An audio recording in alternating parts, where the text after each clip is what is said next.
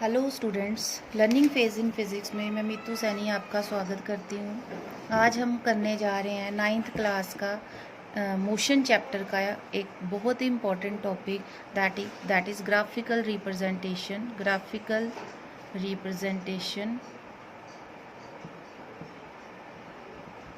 Of motion. तो हम graphically represent करेंगे मोशन को। तो हमारे पास डिफरेंट केसेस हैं इसको ग्राफिकली रिप्रेजेंट करने के। तो फर्स्ट हम करेंगे डिस्टेंस टाइम ग्राफ। अपने डिस्टेंस टाइम ग्राफ करना है। तो डिस्टेंस टाइम ग्राफ में हमारे पास सबसे पहला जो केस है that is when object is at rest. अगर ऑब्जेक्ट रेस्ट पे है तो देखो, अगर ऑब्जेक्ट रेस्ट पे है तो हमने डिस्टेंस टाइम ग्राफ ड्रॉ करना है। तो ये मेरे पास ग्राफ है। ये हमें टाइम एक्सिस हम लेते हैं एक्स एक्सिस पे और वाई एक्सिस पे हमने डिस्टेंस लेना है। तो हमारा ऑब्जेक्ट जो है रेस्ट पे है, इट मीन्स ऑब्जेक्ट मूव नहीं कर रहा। तो जिस भी पॉइंट पे आप ग्राफ स्टार्ट करोगे, जैसे सपोज करो हमारा ऑब्जेक्ट यहाँ पे है, तो ये अपनी पोजीशन कभी चेंज नहीं करेगा, लेकिन टाइम जो है वो कंटिन्यूसली चेंज हो रहा है। तो हमारा ग्राफ कुछ इस तरह से आएगा। तो हमारा ग्राफ कैसे आएगा? Parallel to time axis.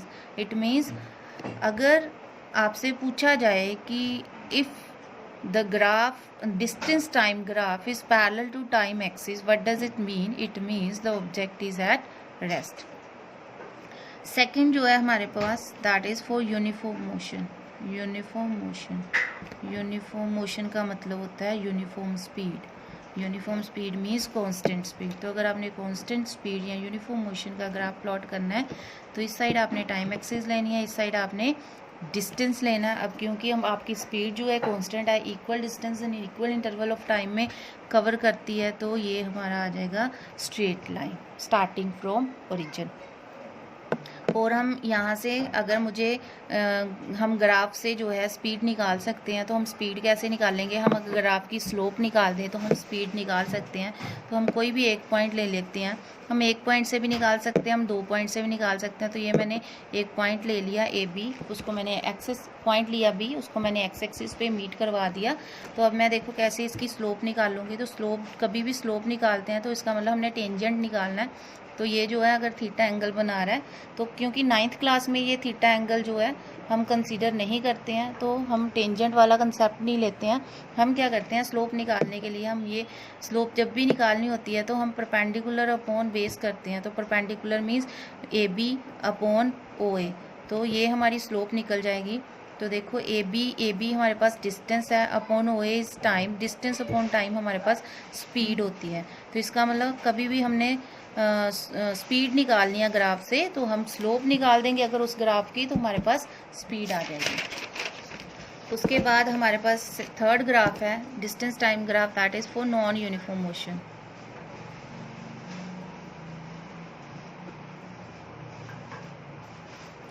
तो नॉन यूनिफॉर्म मोशन का ग्राफ कैसे बनेगा? तो नॉन यूनिफॉर्म है मीन्स कुछ भी चीज़ फिक्स नहीं है। तो ये हमारा कर्व्ड बन सकता है, ये इस तरह से भी बन सकता है और इस तरह से भी बन सकता है, लाइक दिस। तो किसी भी मेथड से आप इसको नॉन यूनिफॉर्म स्पीड जो मोशन है उसको शो कर सकते हो कर्व्ड ग्राफ से। उसके बाद है हमारे पास velocity time graph.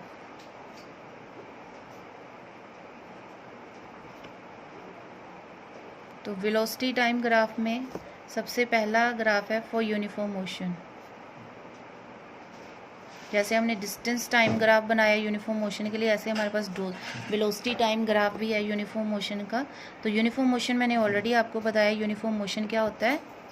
When velocity is constant और व्हेन स्पीड इज कांस्टेंट। तो अगर स्पीड कांस्टेंट है तो इट मीन्स एक बार अगर कोई ऑब्जेक्ट किसी स्पीड से मूव कर रहा है, सपोज करो 30 किलोमीटर पर आवर की स्पीड से मूव कर रहा है, तो ये उसकी स्पीड है, इतनी स्पीड से मूव कर रहा है और वो चेंज नहीं हो रही है, इट मीन्स वो कांस्टेंट है। तो ये 30 की 30 ही रहेगी, जितना मर्जी टाइम चेंज हो जाए इतनी ही रहेगी। तो इसका ग्राफ कैसा आएगा?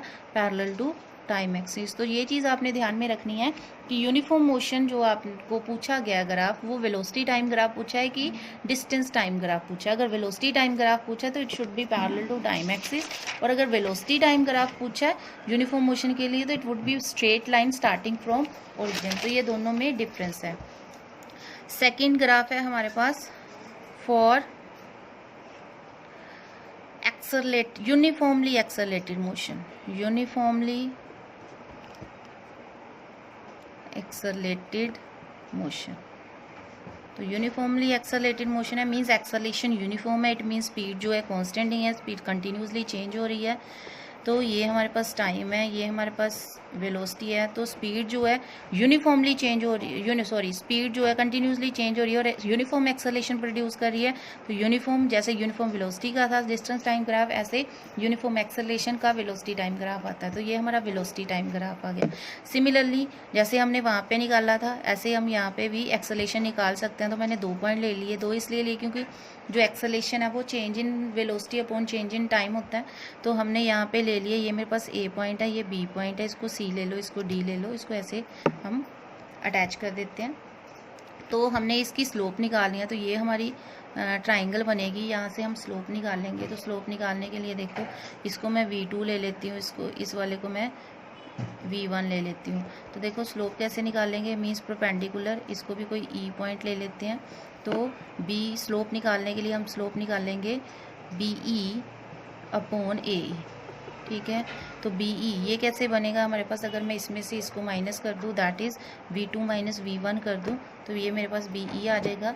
ऐसे ही AE निकालना, तो इस पूरे में से इसको माइनस कर दो, तो इसको T1 ले लो, इसको T2 ले लो, तो T2 माइनस T1। तो change in velocity upon change in time, तो slope is equal to acceleration के इक्वल आ जाएगा। तो ये हमारे पास वेलोसिटी टाइम ग्राफ आ गया, किसके लिए, यूनिफॉर्म एक्सेलरेशन के लिए।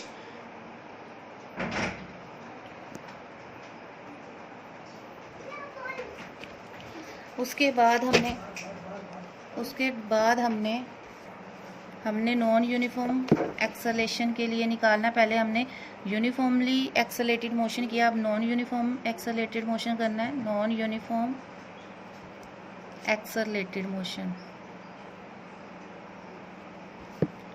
तो नॉन यूनिफॉर्म एक्सेलरेटेड मोशन कैसे करेंगे, अब इसका जो ग्राफ है, जैसे हमारे नॉन यूनिफॉर्म मोशन का ग्राफ आया था डिस्टेंस टाइम, ऐसे ही नॉन यूनिफॉर्म एक्सेलरेशन का ग्राफ आएगा, दैट इज़ वेलोसिटी टाइम। तो ये कर्व्ड ग्राफ आएगा, ठीक है। तो उसके बाद हमारे पास ये एक्सेलरेशन का है, तो ऐसे अगर हमें नॉन यूनिफॉर्म डी एक्सेलरेशन का निकालना है, D acceleration that is non uniform, तो वो कैसे निकालेंगे, उसको हम इस तरह से ड्रॉ करेंगे। तो ये मेरे पास इस साइड टाइम है, इस साइड जो है वेलोसिटी है, तो वो हमारा इस तरह से ग्राफ आ जाएगा, लाइक दिस। ये हमारा ग्राफ थोड़ा कर्व्ड आ जाएगा, तो ये नॉन यूनिफॉर्म एक्सेलरेशन का ग्राफ आ जाएगा। उसके बाद 5th हमने करना है डी एक्सेलरेशन का graph for uniform motion. Uniform के लिए यूनिफॉर्म एक्सेलरेशन, डी एक्सेलरेशन का ग्राफ निकालना है, मतलब जो डी एक्सेलरेशन है वो यूनिफॉर्म होनी चाहिए। तो उसके लिए हमारा ग्राफ किस तरह से आएगा, ये हमारी टाइम एक्सिस है, ये हमारी वेलोसिटी है, तो it would be straight line and in decreasing order. तो ये हमारा नॉन यूनिफॉर्म डी एक्सेलरेशन का ग्राफ है। एक हम और ग्राफ करेंगे इसका 6th, that is for uniform acceleration when object starts with some initial speed। तो देखो ये हमने यूनिफॉर्म एक्सेलरेशन का ग्राफ किया था, बट यहाँ पे जो हमारा ग्राफ है वो ओरिजिन से स्टार्ट हो रहा था। इट मीन्स जो हमारी बॉडी है वो रेस्ट से स्टार्ट हो रही है। अभी हमने जो ग्राफ, सेम ग्राफ करना है हमने यूनिफॉर्म एक्सेलरेशन का, बट हमारा जो अब ग्राफ, जो हमारा ऑब्जेक्ट है वो रेस्ट से स्टार्ट नहीं हो रहा, वो उसकी इनिशियल कुछ स्पीड है, तो हमारा ग्राफ स्ट्रेट लाइन ही आएगा, बट वो ओरिजिन से स्टार्ट नहीं होगा। अब वो कहाँ से स्टार्ट होगा, अब वो कहीं ओरिजिन से ऊपर स्टार्ट होगा। तो ये जो हमारी वैल्यू होती है, ये इनिशियल वेलोसिटी की वैल्यू होती है, इतनी वो इनिशियल वेलोसिटी से मूव कर रहा था। उसके बाद जो हमारा ग्राफ जो है स्ट्रेट लाइन आएगा, ठीक है। तो ये हमारे सारे ग्राफ्स थे। तो हमने इस ग्राफ से एक चीज़ निकाल लिया कि जब भी हमने स्लोप निकालनी है, अगर हमारा वेलोसिटी टाइम ग्राफ है तो स्लोप हमें एक्सेलेरेशन की वैल्यू देगी, और अगर हमारा डिस्टेंस टाइम ग्राफ है तो स्लोप हमें जो है वेलोसिटी की वैल्यू देगी। एक हम इससे और चीज़ निकाल सकते हैं कि अगर हम ग्राफ का एरिया निकाल दें, इस ग्राफ का एरिया निकालना चाहूँ तो मैं यहाँ पे 2 पॉइंट लूँगी। तो ये हमारे पास 2 पॉइंट हैं, तो यहाँ पे t1 टाइम ले लो, इधर t2 टाइम ले लो। वेलोसिटी जो है हमारी सेम रहेगी वेलोसिटी, क्योंकि ये भी v है ये भी v है, तो वेलोसिटी जो है हमारे पास सेम है।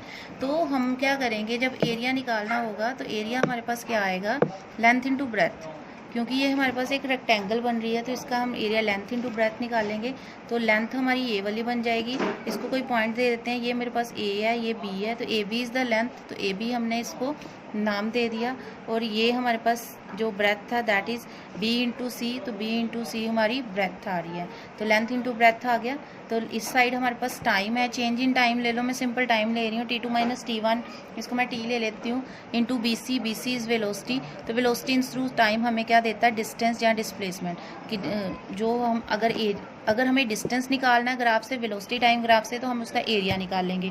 किसी भी शेप का ग्राफ होगा, अगर हम उसका एरिया निकाल देंगे तो वो एरिया हमें डिस्टेंस देगा। और अगर हम उसकी एक्सेलेरेशन निकालना चाहते हैं वेलोसिटी टाइम ग्राफ से, तो वो हमें स्लोप निकालनी पड़ेगी। ऐसे ही अगर डिस्टेंस टाइम ग्राफ है तो हम स्लोप निकालेंगे तो हमारे पास वेलोसिटी की वैल्यू आ जाएगी। अब हमें पता है वेलोसिटी जो हमारा डिस्टेंस टू टाइम है वो कुछ नहीं बनता, इसलिए हम उससे एरिया नहीं निकाल सकते, उससे एरिया से कुछ नहीं निकलता। तो इसलिए वेलोसिटी टाइम ग्राफ का आपने ध्यान रखना है कि स्लोप हमें एक्सेलेरेशन देती है और एरिया हमें डिस्टेंस देता है।